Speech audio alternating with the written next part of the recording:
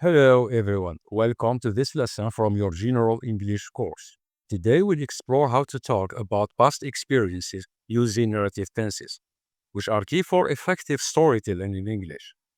Whether you're sharing a personal memory, writing a short story, or describing a dramatic event, this lesson will help you do it with clarity and structure. Let's begin with our lesson's objectives. By the end of this session, you should be able to describe past experiences using rich and accurate English. Use narrative tenses correctly, including the past simple, past continuous, and past perfect. Analyze grammar in real life context, not just in isolated examples. And practice through a combination of guided exercises and creative writing tasks. These objectives will guide everything we do in this lesson. Before we start, make sure you are familiar with the following basics. You make sure that you are able to.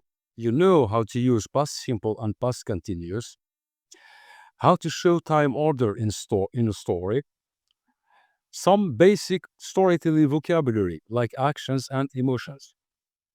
If these are clear, you're ready for the lesson.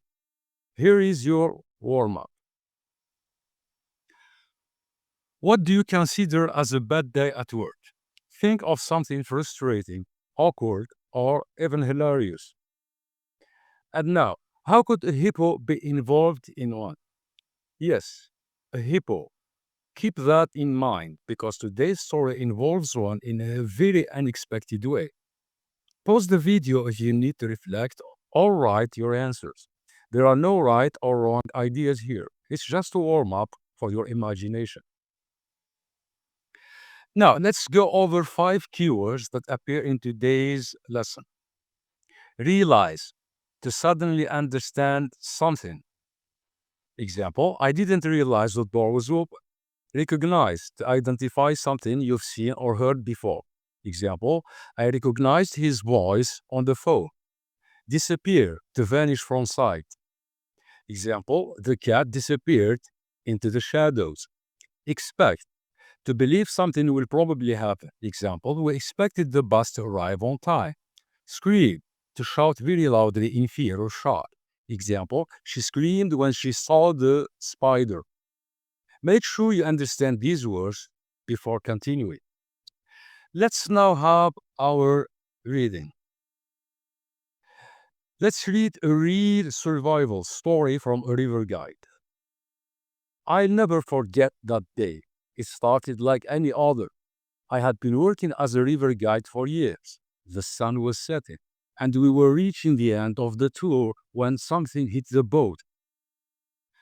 I turned around to push it away, thinking it was another boat. Suddenly, everything went dark. I was underwater, stuck. I freed my hand and touched a hippo's nose. When I realized I was in its mouth.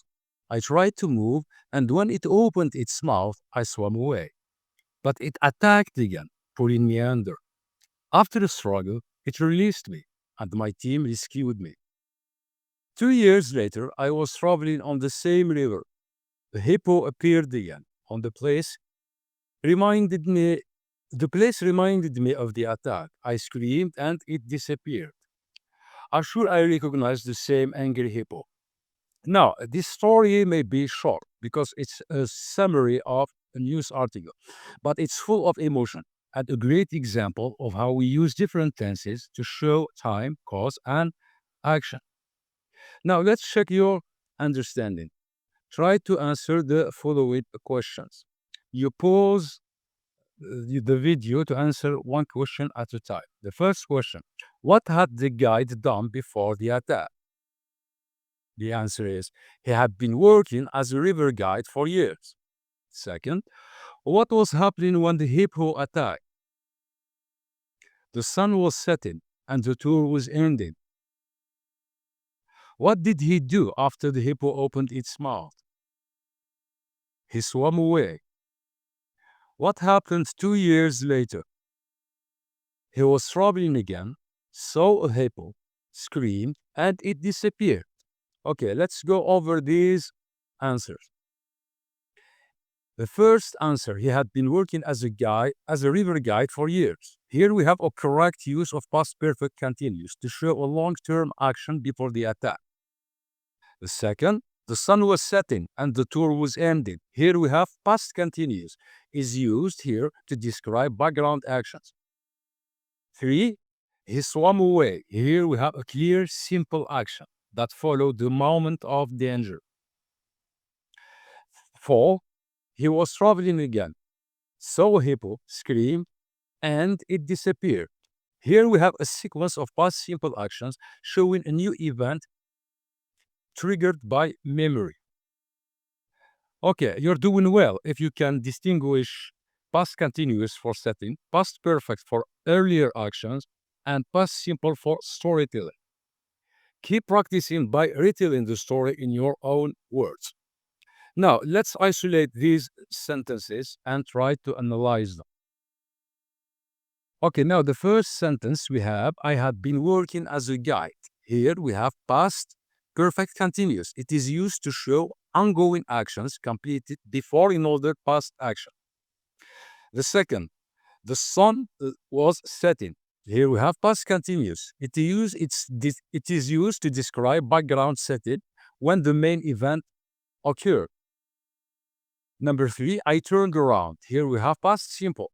It is used to show a main action in the timeline. I was underwater. Here we have past continuous. It is used to show a state or a condition in progress. Number 5, we have the hippo disappeared. Here we have past simple. Here it is used to show a sudden and complete action.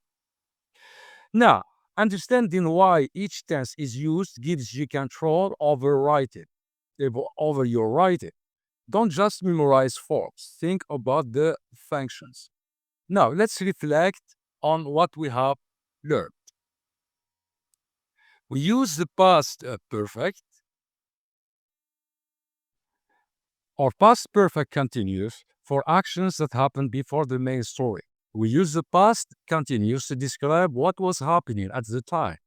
We use past simple for main events and actions that move the story forward. Now, here's a tip for you.